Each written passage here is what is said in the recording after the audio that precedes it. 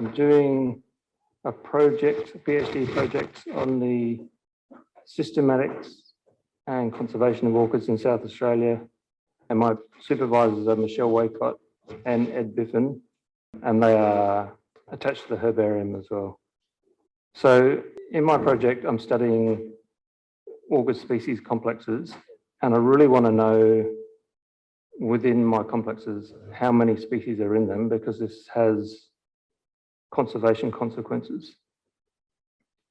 So I'll produce molecular or DNA phylogenies for the species in my groups, and then map explicit environmental, spatial, climatic, and morphological data to the phylogenies. But before I talk about my project, and I'm not going to talk much about my project at all, really, because I'm really just beginning it. I'll talk about some of what I think is the most relevant history of orchid taxonomy in Australia and South Australia. And then I'll talk a little bit about my project. Oh, this is something that is from when I had to show this at the university. I didn't take it out for here, but everyone knows what orchids are here. But I think the interesting thing here is we all know orchids are diverse. There's nearly 2,000 species in Australia, if you're going to include some of the phrase names and some of the subspecies and things like that. There's around about 280 in South Australia, but unfortunately, at the moment, over 1/3 of those are on conservation lists, so it's not a very good situation. So orchids in South Australia, they're all protected. So I just want to sort of say something about why taxonomy even matters. Like, if they're all protected, what difference does it make? At the moment, we've got these highly interventionist conservation strategies being enacted. So people here would know about this. People going out and hand pollinating plants, growing plants on, and trying to replant them or rewild them or whatever they're going to call it. So in situations like this, we really need to know what species we're working on, because some of the groups are represented by so few individuals. If we sort of make a wrong move, we're going to hybridize the target out of existence quite quickly. There's also issues with genetic diversity too, so we can get it wrong the other way. Other issues that are to do with taxonomy and conservation have to do with these so-called phrase names. This is where someone sees something that's different and they can attach a name to it, and in that way, if it's rare, it can be conserved until it can be described. But one of the conditions of being on these IUCN-based lists, there are criteria. One of those is it must be described with a voucher specimen and a description of voucher specimen in a herbarium within 5 years, or it gets kicked off the list. And we know that in South Australia, we're really falling behind in a few cases. Hasn't been picked up, haven't been kicked off the list, but I don't know how long that will go on for. There's also issues when you have lots of taxonomy, which orchids have, about population size. It gets difficult to keep track of how many, not how many, but how many of each taxon are in the environment. So if we're thinking, have they been renamed, put into another group, or have they been removed from the environment? Have we lost them? So we talk about species so much because they're one of the main things that we can direct our conservation efforts at. And species is a way of recognizing and unitizing diversity, but unfortunately, it's not a standard unit, and different people have got very different ideas of what a species is.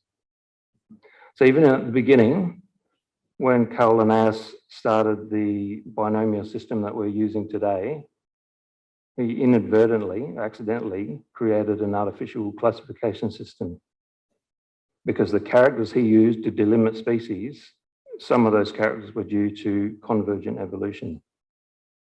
So since this time, we've learned about evolution. Taxonomists realize there's a problem, so we've introduced a lot more characters to choose from. That sort of can address it, but part of the problem is you only need to have one suspect character in your species description, and it can really derail your classification system, which I'll show you one example further on. Yes, so I just wanted to say this little presentation is focused a little bit on Caledonia. I'm taking my examples from that, and some people know of some of the other groups that have been called Caledonia over the years. For instance, Arachnorchis, but it's the same species that I'm talking about, the Caledonia group.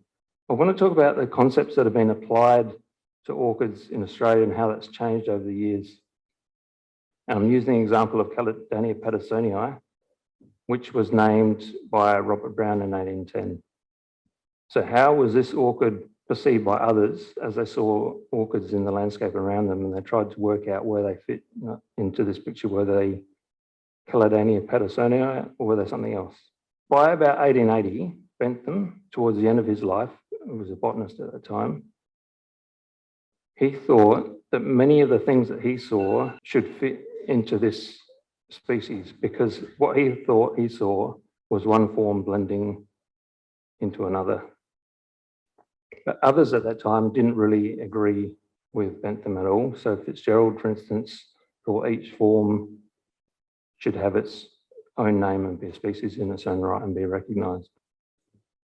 And then, of course, modern authors have continued to sort of narrow the concept. So as we start with a broad concept of Caledonia pattersonii, and as species have been split off, we're getting narrower and narrower concepts because there's less, I guess, to choose from. So this differences of opinion has led to the emergence of species complexes. So I just want to say what a species complex is. This is where we've got groups of closely related organisms where we're having difficulty and disagreement about how we are going to recognise the diversity that we see. And this is leading to some conservation problems because some of the disagreements, people are suggesting that there are synonyms on conservation lists. So this is where one entity has got two or more names and we don't realise it. And then we're trying to direct conservation efforts at that in two ways without knowing it, which is kind of clumsy. So just looking at this plot that I've made, I want to skip back to what Bentham was talking about. So I've put together a plot of when all the Caledonia species were named. So this is unfortunately very small here, but right here is the year 1880. And so this is a time series, 1850, 1900, 1950, 2000. And these bars, so this is a histogram, these bars are groups of species that are being named. So for instance, at this time, there's about 10 species being named by Robert Brown. Along the top here is a running total. So when Robert Brown named 10 species, no one else had named any, so see how the total is staying flat, but then someone else had named some and it's creeping up. While all this is happening, there's very little land clearing happening here till after about, really, the activity happened after the Second World War. So we had massive land clearing here. We've realised that there's a problem in South Australia, so we've done something about it. There's still horrific things going on in other states, but if you look at, say, north of Adelaide, the Adelaide Plains, they're 96% cleared, and if you look at the Mount Lofty Ranges, they're 87% cleared.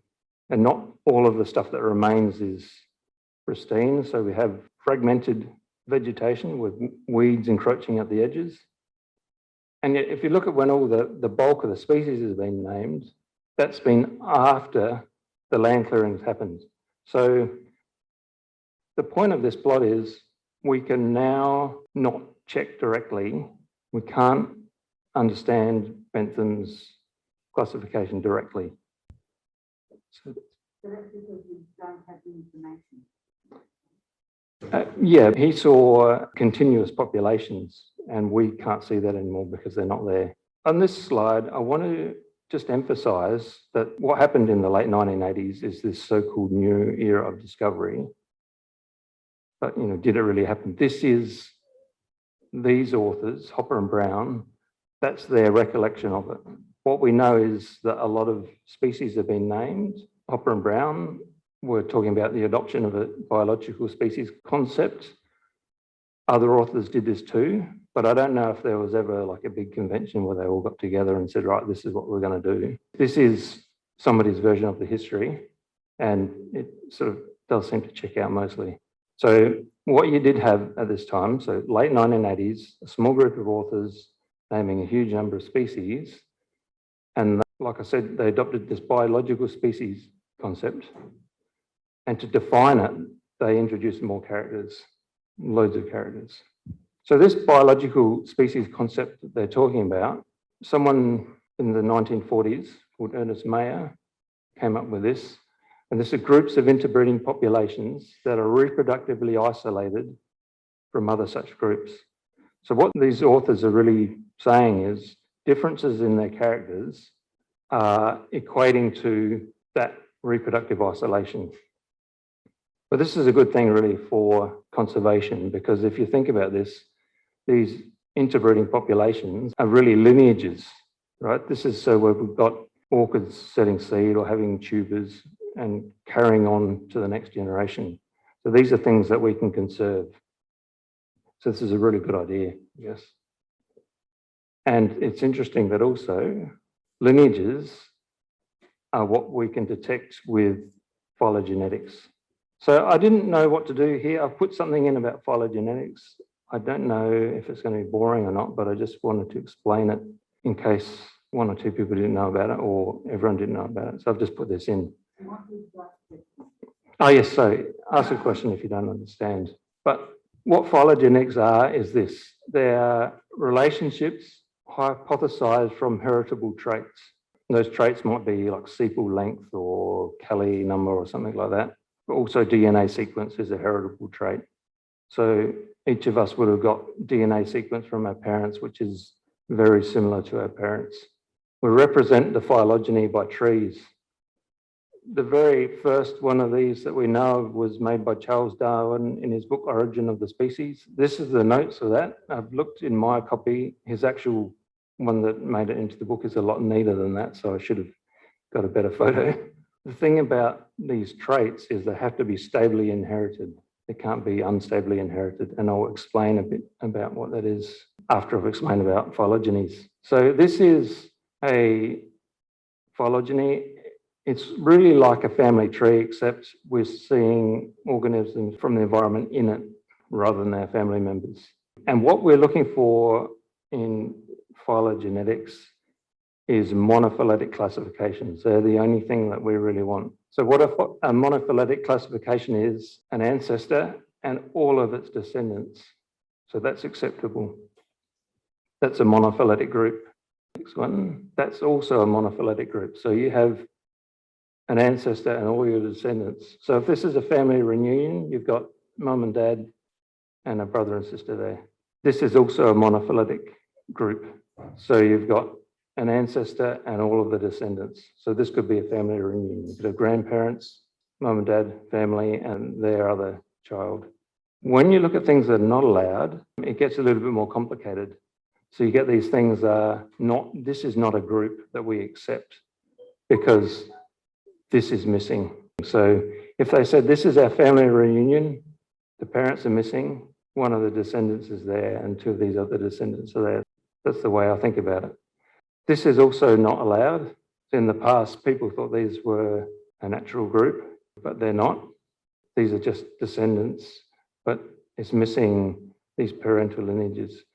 That's a bit more complicated, but fortunately, the things that we want, the monophyletic classifications are so simple that you only need to remember that. So those were all apes and humans. And here, I've just made an example from orchids.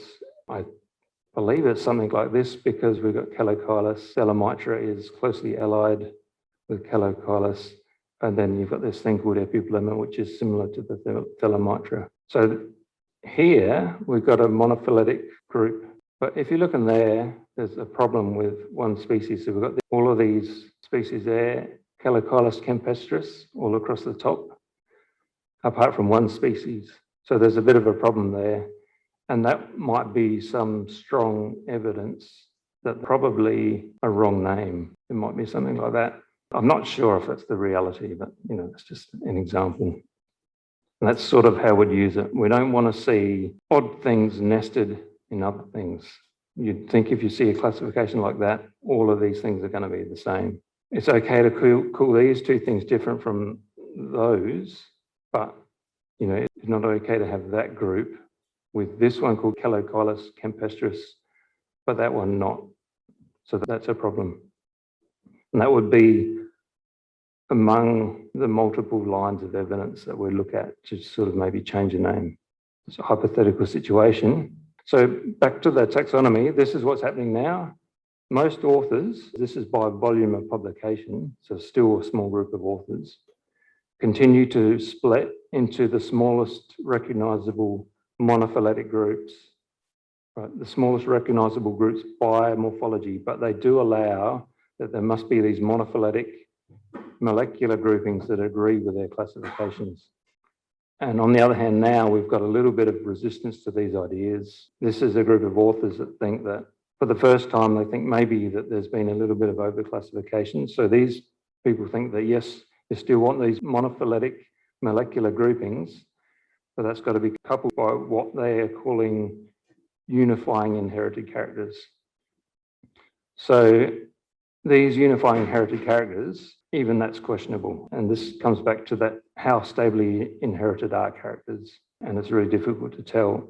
I'll use an example of why from two South Australian orchids. At the top, we've got Caledonia colorata, and at the bottom, we've got Caledonia richardsiorum. If you look at the sepals of the Caledonia colorata, you can see that they end in those thread-like tips. If you look at the sepals of the Caledonia richardsiorum, you can see this lumpy, felty tip. This lumpy tip, they're called clubs. And the presence or absence of clubs is being used as a diagnostic character to distinguish between species and even groups of species. So these orchids and the group that they're in have been the subject of what I'd call a rudimentary molecular phylogeny. They're in the Caledonia reticulata Pattersonii complex, and the lineage, the representation of the lineage is shown there. So I've focused in on that, and so that's that enlarged. So this is the representation of the lineage. So when you see this straight line, this is saying that using the molecular characters that they used, using the amount of DNA that they used, what the representation of it is showing is that they're the same. And yet, there are our species here with this difference in this property. And all across this phylogeny, you can see a mosaic of this having this property and not having this property. Yep. So like this. So it's a little bit of a problem. So given that this type of thing's happening, and these characters and characters much more minute than this have been so heavily used in orchid taxonomy in Australia, the question that's been coming up in my project again and again is this: why do the morphologically based classification systems and molecular phylogenies of the same species not agree with each other? We want to know what's going on. I think it's obvious that somewhere in there, some of the characters are inappropriate. It's really like asking another question: why are they inappropriate? The reason why this is happening, the go-to reason that taxonomists would always say is convergent evolution. They'd always say that. I'm not really sure that that's what's happening here, but it's possible. But there are many other reasons, and really, it's just that plants are very variable. These characters could be due to physiological upregulation. So something happens in the environment, so you get more rainfall, and the plant changes. And we know that in Western Australia, we've got some Caledonia that they don't make any nectar at all in years of low rainfall. So they just do a bit of deception pollen, or they get pollinated if they're lucky. But in years of high rainfall, they make nectar. These environmental interactions can change the plant. And sometimes these changes can become fixed across generations without changing the DNA. So plants have these epigenetic parental modifications. Mammals have this as well. It's quite interesting. And so this can happen for 1 or 2 generations, in some cases up to 500 generations. It's known to happen. And then it can be turned off again at a later stage. I'm not sure if that's what's happening here, but if that was, and you went out and called it a species and later it changed back, it'd be very confusing. These characters could just be part of the normal population variation, just like different people have got different coloured eyes. That could be what's happening here. But really, at the moment, we don't know because, as I said, it's a very rudimentary molecular phylogeny. They didn't use a lot of DNA. There are reasons why that's happening. We could see those structures like the straight lines in phylogeny in reality if we used enough DNA, but for those species, we'd hope to see a bit more structure. So really, I've tried to simplify that. There's a variety of reasons, but up until about 3 or 4 years ago, the users of molecular methods in orchid systematics had not been historically the early adopters of the advantages of the reductions in costs in sequencing technology. So if you think back to the Human Genome Project, where it's just costing hundreds of millions of dollars, today that would be done for about $1,500. So it's been a lot of changes. This is what I'm saying here. Modern sequencing methods should sort this problem out. This might be happening here, but I really do doubt that. There might be something there. There's more than one species in that, I would say. However, some of the characters, and I include the clubs in this, are probably going to be still doubtful, because if you look at this, the species that are in there have that clubs and no clubs. And if you look outside of this, there are things that are different, like the green comb Calodania, like the tentaculata and dilatata. So that group also has this property. Some of them have got their clubs and some haven't. So it'll be interesting to find out what's going on with that character. What I'm going to do is use some of these modern methods. So we've got phylogenetic tools that have been specifically crafted to solve this type of problem, where they're taking not just a little bit of DNA like that phylogeny, but all of the DNA that we think is informative and using that as much as we can till we get past a certain point where we can estimate the true lineage. As I'm saying, these lineages are things that we think we can conserve, and if we've mapped all the characters to that, that'll give us good conservation advice, particularly if we've got all the environmental data, like how much rainfall that specimen had. So that's about it. So I'll just talk a little bit about what I'm doing in my study, and that's really it. What I've been doing is I've been collecting all these characters. I've been in the field measuring plants and in the herbarium. Phenology, that's seeing when they flower or when the flower dies or the leaf dies. And with the pollinator identity, some of the orchids I'm looking at, we don't know. But the advantages of these modern methods is not so much the identity of the pollinator, but we can see what's important is whether it's exclusive or not. So we can see whether it's sharing DNA with another thing that we assume is a species or not. If it is, we should see it. If it's not, we should see it. Because we can see the copy that it's getting from the seed parent, and we can see the copy that it's getting from the pollen parent. Collecting soil data, so pH, salt content, things like that. These molecular tools are quite powerful. So for some of the orchids that continue to grow into adulthood with the fungal symbionts, all need this to germinate, but some seem able to exist as adults without the fungus, but others need the fungus as an adult. Those ones that need the fungus as an adult, the molecular tools that I'm using are quite powerful. We're hoping that we can identify the fungal symbiont from our sample without digging up the dirt. And molecular characters, this is the DNA of the fungus and the plant that we're hoping to get. So if I'm assembling those characters, apart from the top two, I see all of these characters, sometimes the soil type, not always, but I see all of these characters in species descriptions. As I say now, if you look at one of David Jones's descriptions, they've got quite a lot of characters. I've never seen the fungal identity or molecular characters in a description. There's no reason why it couldn't be if you had it, but you need to contextualize that with molecular characters of ones that it's different from, obviously. But if I'm going to collect all these data, it's like you can test the top ones, all the top ones against the bottom two. So really, that's actually what I'm trying to do. Well, this is really a bit of a repeat, but I think the thing here is I'm using some statistical tools on the morphology. I've created keys for myself to collect in the field, but they will be refined when I've finished the analysis.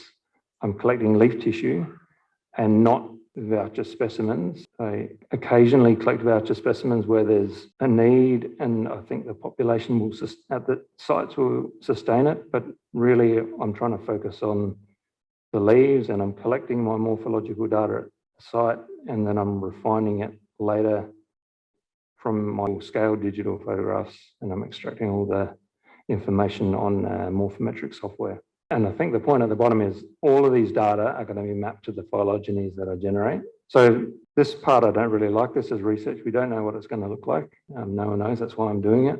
But I've just made a little cartoon of the things that can happen. So when I create my plant phylogeny, and hopefully there'll be a little cartoon. So then I'll map against this, the fungal identity, the pollinator identity.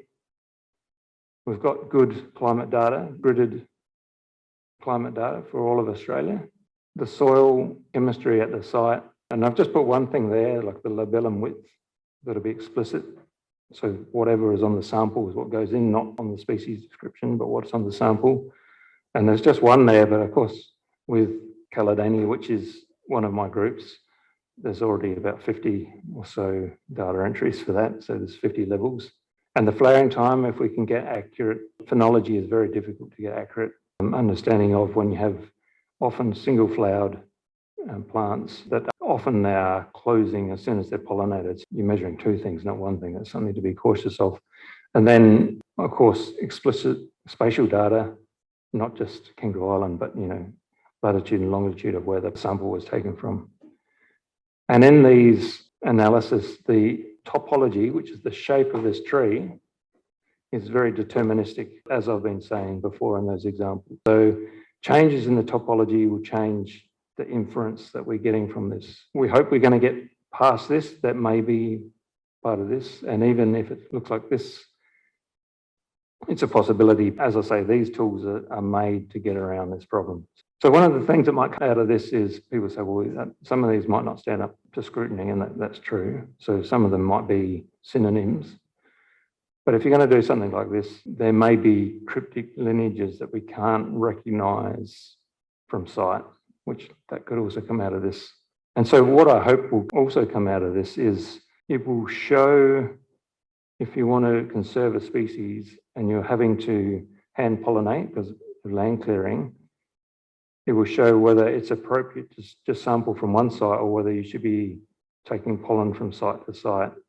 Because if something else that we assume is a different species is actually part of this and was formerly connected, we should probably reassess how we are cross-pollinating them, since we're really intervening. So I think that's it. Yes, sorry. Thanks.